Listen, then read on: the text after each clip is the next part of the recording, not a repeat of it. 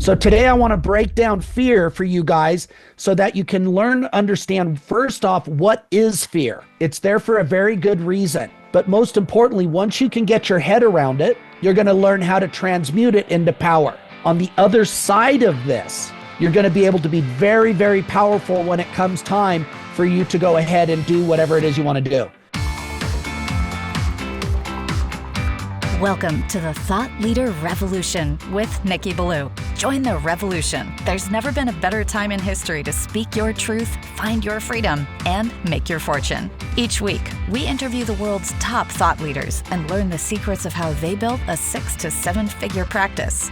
This episode has been brought to you by eCircleAcademy.com, the proven system to add 6 to 7 figures a year to your thought leader practice.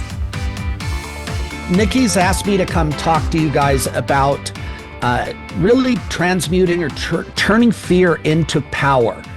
And if we think about it, it's that fear aspect that sometimes we don't even want to acknowledge. That's what's blocking us. Right up there with public speaking, being in front of a television, being there.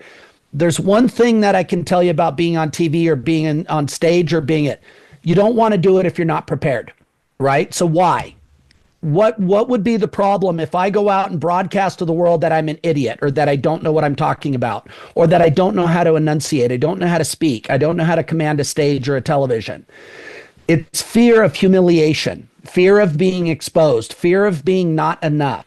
Every single person has to learn how to conquer fear and transmute it into power. If you don't, you will be a victim to it your entire life. And one of the things that I started doing is I started looking at everybody from Tiger Woods to Magic Johnson to Wayne Gretzky. I could go on, Michael Jordan, all these different people. They all had to conquer fear. So I want you guys to think about anything that you've done. Let's say we talk about skydiving, jumping out of a perfectly good airplane at 30,000 feet.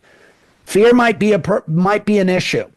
If you ever watch some of the videos, you'll watch people clawing on with their hands or jumping off on a bungee cord, 1,000-foot bungee cord kind of deal. Fear's in play. But some people can do it. Would we agree with that statement? Some people do it. Some people get a rush out of it. So what's different? Are they better than us? No.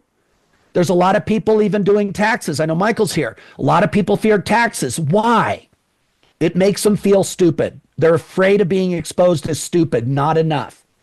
Dia's in the spa game. There's a lot of people who have a dream of doing a spa, and they're going to find all the excuses, but the reality is they're petrified if they do it and it fails. That's too much fear of rejection and possibility. They're afraid to invest. Dia's not cheap. They're more focused on what could go wrong rather than their dream. So today I want to break down fear for you guys so that you can learn to understand first off, what is fear? It's there for a very good reason. But most importantly, once you can get your head around it, you're going to learn how to transmute it into power. On the other side of this, you're going to be able to be very, very powerful when it comes time for you to go ahead and do whatever it is you want to do. So right now, I want you to think about what would be a goal that would absolutely change your life. Write it down. Now, I want you to think about some of the things that, you don't have to share this with anybody, but what are some of the fears in between that goal and your dream, where you are right now? My guess is that you've had that goal for quite a while. Has anyone else ever done it? Yes. Has anyone else ever learned what to do? Yes. Has anybody of your gender, color, age, education level done it? Yes. So what's the difference? And it's learning how to transmute fear into power. Once you get around this, you're going to have everything that you want. Now it becomes a choice. Now you can decide. So if we're going to break this down, I've got about 23 minutes to break this down and give you guys some nuggets that you can actually go use. Don't just listen and go, oh, that was really good. I want you to think about this because once you get your head around this, you can start rocking. The very first thing is we have to be clear on what fear is and why is it in our life. This goes all the way back time when we were throwing spears and we were running from and chasing animals, saber-toothed tigers and some of the big things, the short-faced bear. These things would eat you without a second thought. Fear is what kept us alive.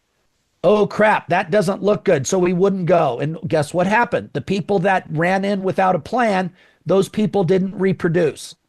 So fear was there for a reason. Fear is very much like a red light gauge that pops up on your car. If your red light pops up or low gas alarm pops up, do you freak out? Probably not. It's simply a warning to you to say, hey, I need to go get gas. If it's a low oil light, you don't throw away the car. You don't get out of the car. You go put oil in it.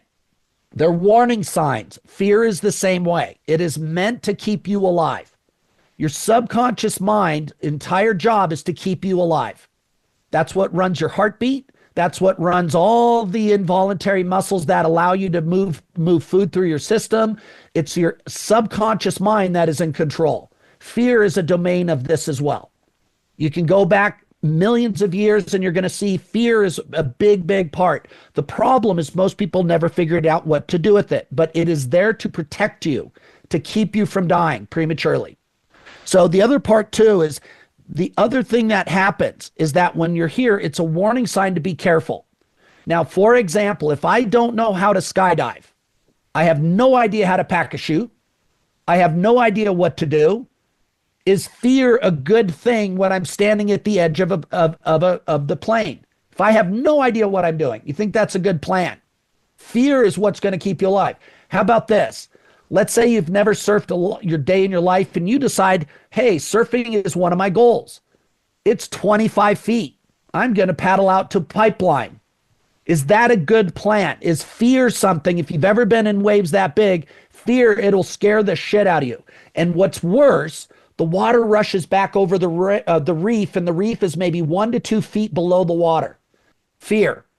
But some people do it, and they love it. They live for it. I know some of these guys, they're not better than us, but they have learned of what the fear is. And in order to do it, you have to understand it, and then you build skills around it. And now something that's fearful for everyone else becomes your strong suit. Here's what I can tell you about Michael. He didn't know shit about accounting. When he was in high school, middle school, he didn't understand about tax codes, tax liability, and about deferred everything. Who even the hell still knows what that is? Well, Michael does. There are a lot of times when he's coming up, seeing CPAs and things, he's like, wow, that's a big jump. I don't know if I can do that when he's in high school. We had no idea, but there was something that helped him go from high school student to CPA. From not investing, everybody knows that we should be investing in real estate if you want to create wealth. So why doesn't? Fear and ignorance. And if you don't understand these two things, you're going to go ahead. And I know a lot of people who've spent tens of thousands of dollars going ahead and acquiring the skill of investing, but they haven't bought their first property. Now here, let's break down why that is. The first thing is they're not focusing on becoming a multimillionaire. In the moment of decision, they are more focused on what if I do it wrong? This is going to go back to all of their fears about being exposed, their mother, their father, their best friend, somebody that said you can't do it. They're going to go and look at all the people who tried and failed because they're focusing on risk and they're focusing on what could go wrong instead of focusing on the goal. I know a lot of investors. What separates them was going ahead and learning how to assess the fear, move into courage, and then get the training and the help that they needed. So fear is also something that is necessary because God doesn't just give you fear, he also gives you courage. When David needed courage, he didn't get courage. He got Goliath. You're going to get opportunities for you. And in that moment, you have to decide, am I going to let fear win or courage win? I know Chris is there teaching guys about being on stage and TV and really packing a big punch with your presence. Public speaking and being in front of people is the second biggest fear beyond death. Think about that. Why? This goes all the way back to elementary school when people laughed at us, all the way back when people laughed at the way we dressed. Our pants didn't fit in. Our shoes were old. We didn't know what to say. We stammered. We stuttered. We didn't know how to articulate a message. And somebody in every one of those places. So that residue still drives us when we're adults. Skill is also, I know a lot of people that have done a lot of different courses from Roger Love, Bo Eason, and they still haven't even done one speech. Because even though they've started to acquire a skill set, they're still afraid of the consequences. So I want you guys to think, if you're going to do anything big, the first thing is you're going to have to decide, and this is part of it, is to choose. You choose to focus on the fear and what could go wrong, or you choose on victory and what could go right. But you're going to have to choose. If you do not intentionally choose, you automatically default to fear. So it's really, really important that you guys decide if you're going to let courage come forth and you are absolutely focused and connected to that goal. You understand why? You now can move forward. It doesn't mean you can be a complete idiot. You still have to know your shit. That's a given. I told people this. Writing a book is great unless you're not ready. Going on stage is great unless you're not ready. There's nothing worse than putting idiot in printed form and putting your name to it and telling everybody, oh, I wrote a book. And then they open it and then it's poor spelling. It's got terrible grammar. It says nothing. It's babble. If you're too stupid, no offense, but if you're too stupid to run it through spell check, you have no business writing a book. I mean, that is the low level standard and people skip that step completely. How do I know? Because I've got a bunch of those books from people. And it's the same thing. I watch people that will go ahead and they've got a great expertise in their skill set, but they get up on stage, they get on TV and you listen to them, they sound like babbling idiots. So you have to decide. Skill set is critically important, but you have to understand how to harness fear and you have to decide to choose. So one of the first things I want you to think about, if you want to master this, here's a recipe that can help you transmute your fear into courage and power. One of the first things you have to do is understand why you're doing it and what is your goal. You have to connect to that goal. You need to write reasons and make it a must. So when you do that, you want to go ahead and you need to start focusing on your goal big time. You have to make it incredibly powerful. You have to have reasons why. Who else is going to benefit? How are you going to benefit? What's going to happen if you don't? You get a lot of leverage and you train yourself to focus on victory. Yes, I know there's 19 ways it doesn't work. I get that. That's a given. You got to find the one way. Here's what I can tell you about Dr. Dia. She's going to come in with the plan, but guess what? That's not the only plan. Everyone she's talked to is, oh, I tried this coupons. I tried this. I tried this. I tried this. I listened to my friend and she does a hairstyle and we tried this. They've tried stuff and it didn't work. So Dia comes in with a plan that's proven. She can help you, but in their mind, they're afraid, what if that doesn't work like the other 19 things I did? People that are victorious, they know that everything doesn't work. And what works for other people maybe not doesn't work for you, but they're still looking for that one way. That's why Michael Jordan was so hard to defend. That's why Wayne Gretzky was so hard to defend. They knew he had a tendency to go to his right until he learned how to go to his left. The great ones will find a way to adapt. So the first thing is you have to change your focus. The second thing, you need to align your beliefs, and this really gets into believing why is your program important. This is where you start stacking your beliefs and you start looking as well about if they don't have you, are they going to be okay or are they going to be screwed? This is going to give everything that comes out of your mouth, whether it's TV, stages, in person, it's going to make you much more compelling when you are aligned in your belief system. Had this one guy, he had a skill set. He knew real estate sales really well. He knew his business. He knew all the transactional and contractual obligations. You know what? He couldn't list because he wasn't congruent in his belief system. His belief system shut him down. He'd look at the client. He did everything right. He got in front of a client that needed to sell. He'd look at the client. He'd say like this. I want you guys to all look up for a second. He'd go like this. Dia, Mag, look up, you guys. He would go like this. He would go, is there any reason you'd hesitate to give me your listing if you actually felt you could net an extra $10,000 to $30,000? Is there any reason you wouldn't do that? It's great language. It's great skill set, but what was wrong? Subconsciously, he was sending a signal to that person. Would you list with me? He's screaming no with his body, his inner body. And when I was listening to him on the phone, I said, you sound great. I can't figure out why it's not working.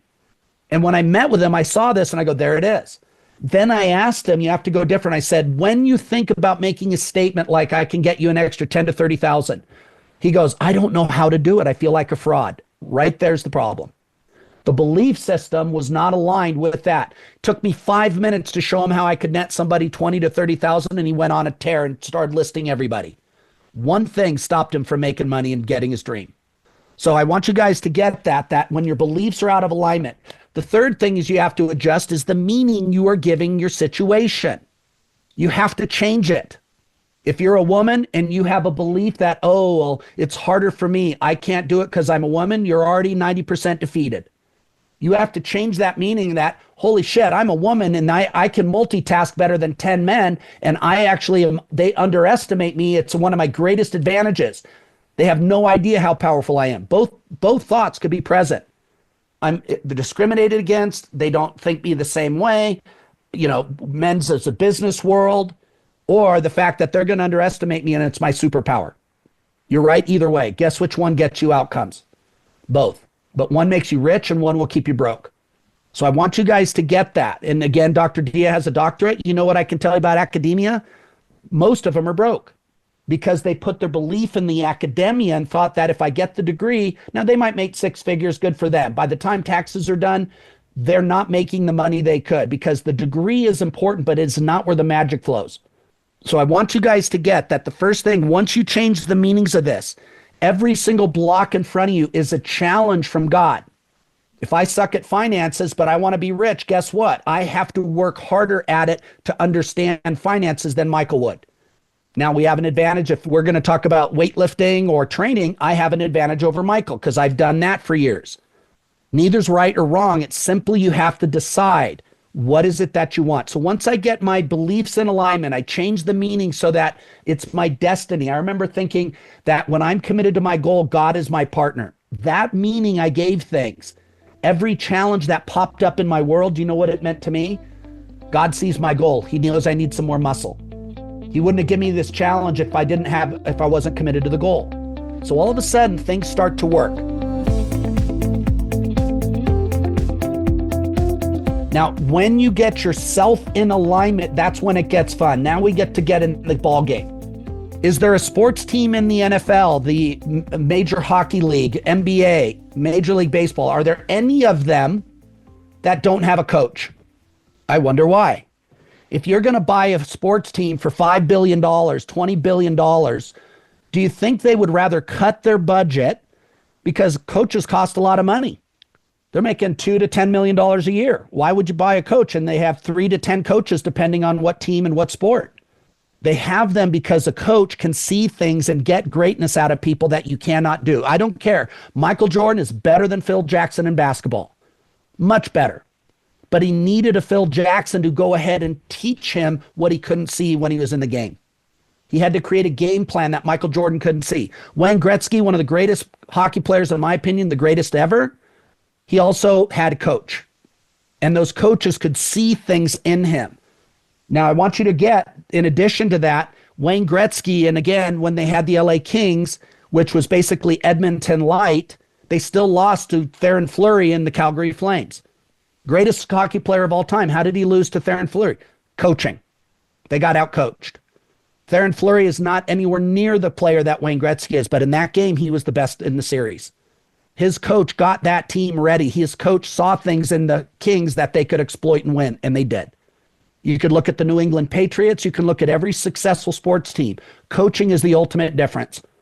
I've watched teams that would have great talent, and they didn't even make the playoffs. They bring in Larry Brown, who was a great coach, all of a sudden with no new players, and they made it to the NBA Finals. Coaching. So the question for you guys, and this is something that's important, you could go ahead and figure out everything Chris just taught you. You don't need Chris. Here's the truth. You could go ahead and spend 10 to 30 years and figure it out on your own. Make an ass of yourself for a decade. Most people can't do that. They won't do that. The average human has 3 to 10 different failures before they quit completely. So all of a sudden, you're the best accountant in Calgary or in Ontario or in Toronto, and somebody that you helped, they go, oh my God, Michael, you're fantastic. I want to get you on the TV. A friend of mine's the producer. We'd love to do a segment on you. And you get on TV and crash and burn. That happens all the time. So I want to bless you. Lock it up, Dia. Come on. I'm just teasing. Okay. So the first thing is coaching. Nikki had a client, some guy named Robin Sharma, the monk who sold his Ferrari. And he asked him, he said, if I want to double my income, what do you recommend I do? And he said, he gave a great answer to Nikki. He said, triple your investment in your mind. Now, again, this is going to come up into fear again. If you're afraid, what if I spend money and it doesn't work? You're in the fear zone. What if I do it and it works? You can only focus on one of those two options. So if I hire somebody, Nikki hired me a long time ago. It wasn't free. He had to figure a way to get the investment. He had to figure a way, but he was so focused on what he wanted, he found a way. So the first thing you have to do is coaching, and you have to do it, and it is not a one-time deal. The person you are today is a fraction of who you're going to be in a year. You're going to have new problems in a year. Start making $100,000 a month, you got new problems. Guaranteed. Sometimes it's humility. So you start, things are rocking, you get cocky, you get egotistical, and all of a sudden God is going to kick you in the nuts like you can't believe. See it all the time. Happens to politicians, it happens to movie stars. They think they're above certain laws. So the first thing is your coaching. The second thing is community. Who you hang around with will determine to a large degree how high and how far and how fast you're going to go. The community that you spend time with, who are you allowing into your ears? It's a sad truth, but when you look at some of these teams, you'll see great players go to toxic teams surrounded by other people that are toxic, and they implode. Great players. You see mediocre players go to a great team where they're surrounded by great people and they become all-stars and superstars. A lot of people forget MVP, he was the Super Bowl MVP, he was the MVP of the NFL, Kurt Warner. Couldn't get a shot. He was committed, he overcame his fear, and the guy was amazing. What looked like a delay was not a delay. It was God giving him space to build the muscle he was going to need for him to be a champion. So what happened to Kurt Warner? He didn't get drafted. He was at a shitty college. It didn't work. He had to, his parents, everyone around him was saying, give up on your dream, get a job. So he started stocking shelves. He kept making calls. The guy wanted to be a pro quarterback. Nobody would give him a shot. He stayed connected to his dream, stocking shelves at a supermarket. And then he got a call for the CFL, or the Arena Football League. It was the Arena Football League. Nobody knows what the Arena Football League. Little things where they'd play, and all of a sudden he got there, and what he did was he learned how to pass really fast. It's a fast game. Not the NFL, but he was connected to his dream. He was connected to being somebody. So he took the job. He took the job, and he threw, and he learned how to condition quick release, to get that ball out super fast. Then all of a sudden, he goes on, he gets the luck of the draw. He gets hired by Mike Martz with the LA Rams, who had done nothing, and he was behind. He was going to be a backup to a very famous, expensively paid quarterback. And he practiced, and he practiced, and he practiced. He had faith. He kept going. He was surrounded by a winning culture. Guess what happened to the star quarterback? Destiny intervened, and Kurt Warner got a shot. And holy shit, they had never seen anybody that could throw as fast as he could, that could release the ball as fast, who could do timing routes better than Dan Fouts with the Chargers. What looked like a failure, what looked like a delay, was actually God giving him the time to develop the skill that he would need, and he ended up winning the Super Bowl and destroyed the NFL. Coach needed. He was perfect to be in that community with the guys because he didn't take it for granted, because he had remembered, very much like Captain America, which is a true story, by the way. And so Captain America, they picked the guy that had the biggest heart but was lacking the body. When he had that body, now he had both, and that was Kurt Warner. My hypothesis is that you have that within you too. But you have to be around people that can remind you of that. Here's what I can tell you. I don't care who you are. If you're the next Michael Jordan, if you're the next Donald Trump, if you are the next Elon Musk, you're going to doubt yourself. It's part of human nature. You need to have coaching and people around you that can remind you consistently, remind you of your greatness, remind you that, hey, you're special. You can do this. And if you're in the wrong community, all of a sudden you're going to start shifting your beliefs. I saw this, somebody that we know, Courtney knows, and I know, they were going on the right trajectory, and they joined a douchebag group called War Room. Right off the bat, you're kind of thinking, oh, wow, War Room. It was a bunch of drunk alcoholic men who were basically like thinking, oh, yeah, I don't even know what my business is. If I don't see a jet, I'm not going to do it. I got this. And he started hanging around with these people. And guess what happened to the community and his mindset? He started thinking just like they did. Right now, he's got class action lawsuits. He's on his ass. Can't get people to walk through the door. He had the business by the gonads. Now he's treading water for his life. All because he was not coachable, and he started to surround himself with a bunch of ego pricks. Guess what happened? So you got to decide. So the second part is community. If you think of SEAL team, if you think of some of the great teams in history, you can do more when you're surrounded by people that are also doing more. Before I went and trained in Buds, I remember doing a 2-mile run, but I didn't have reference and I thought I did a half marathon. True story. It was 2.5 miles. And I remember thinking, oh my God, I just did a half marathon. Oh my God, this is crazy. It was 2 miles. That's how out of touch I was with what I could do. When I got to Buds, all of a sudden I was running half a marathon a day, every day, on stress fractured legs, blisters, everything, and I still went. So when you get around a group that's going somewhere, you're not going to fall behind. You're going to be there, and pretty soon you're going to be at the front of the pack of the group going somewhere. So I want you guys to think about what Courtney's been doing, what Dr. Dia's been doing. Here's the real truth. If they're trying to do it alone, no offense, ladies, it's not going to happen anywhere near to the degree and the speed and the height that you can do with the group in your ear. Just like Michael Jordan. Michael Jordan had other coaches before Phil Jackson. They didn't win shit. They had to get the right people and the right coach. And when they did magic. Doesn't make Michael Jordan any less important, but it required a coach and a community to help him thrive and to grow. So the third thing is you have to choose. Are you going to choose courage? Are you going to choose to go all in? This is something that you can see if you read the biographies of Kobe Bryant, Michael Jordan, Magic Johnson, Larry Bird. Every single one of them went all in. After they met with defeat over and over again, they got so pissed off, they put their foot down and said, never again. They were pissed. You know where Kobe Bryant was the day after they got eliminated from the NBA Finals? The next day. Yeah, he was back in the gym. He was pissed. He goes, never again. And he went on a tear. And because he had that belief system, because he was aligned to becoming a champion, he became a champion. Michael Jordan, after he got cut by the basketball team in junior year, his coach said, I want you to come back. He showed up every single day for the next year early before school to go ahead and build the character and build the skills needed for him to be a star and not just use his physical ability. Took him 6 years of getting his ass kicked by the Detroit Pistons, by the Boston Celtics, until he was so pissed off, he said, never again. And what he thought was a big effort as a rookie, as a second-year player, third-year player, it was good, but it wasn't all in. So ask yourself, if you're going to choose, if you want your goal that bad, what does all in mean for you? Does that mean you're going to test something? When it's time to invest in something, are you going to do it, or are you going to go, oh, that's a lot of money? Yeah, no shit. So's freedom. Freedom and wealth will pay you more than you could ever imagine. But you have to choose.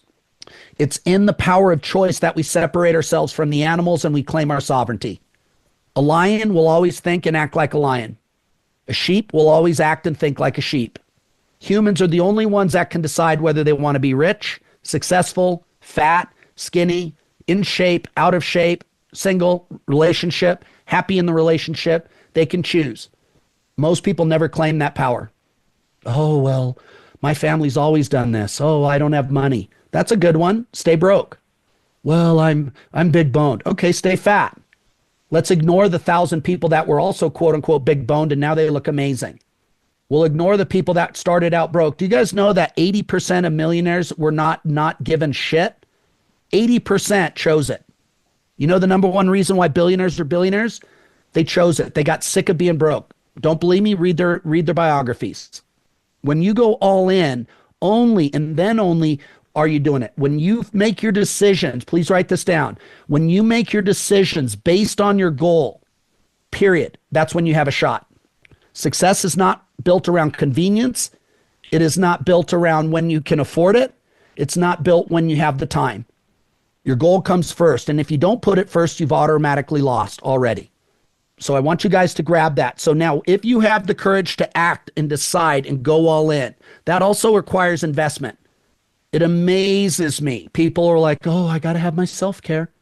How much self-care do you need?